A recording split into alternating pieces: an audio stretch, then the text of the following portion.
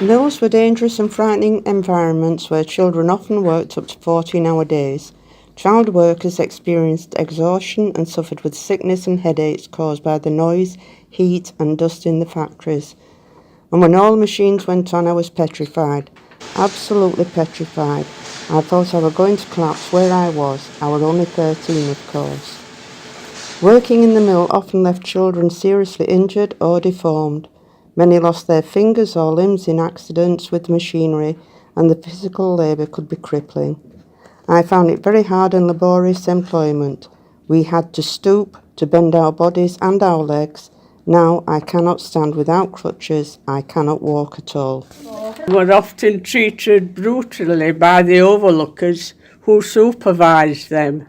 Child workers suffered punishment such as beatings for even the smallest offences, like opening a window or talking.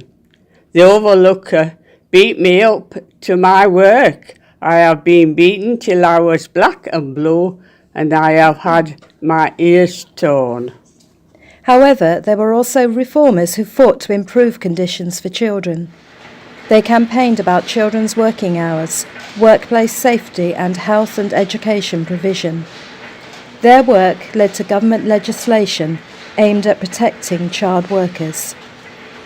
3 key local figures were Richard Oastler, Margaret Macmillan and Edward Forster. The Yorkshire slavery. He campaigned for shorter working hours for the children.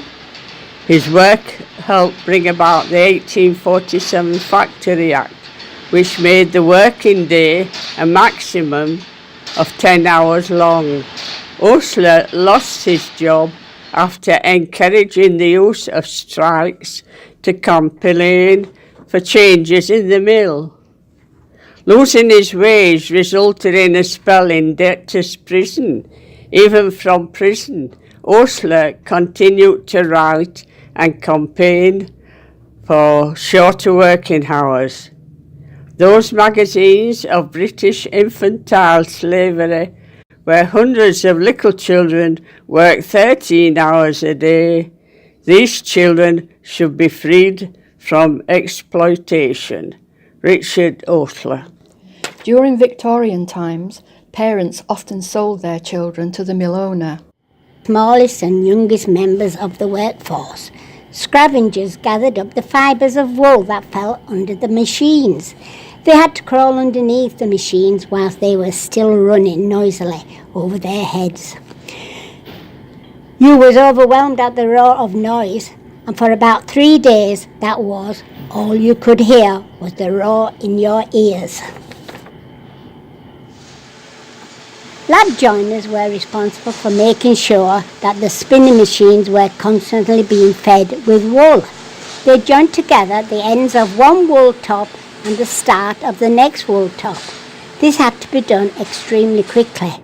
The constant handling of wool made lab joiners' skin sore. There were many other acts which improved conditions in the mill. Legalisation covered working hours, workplace safety and the provision of education.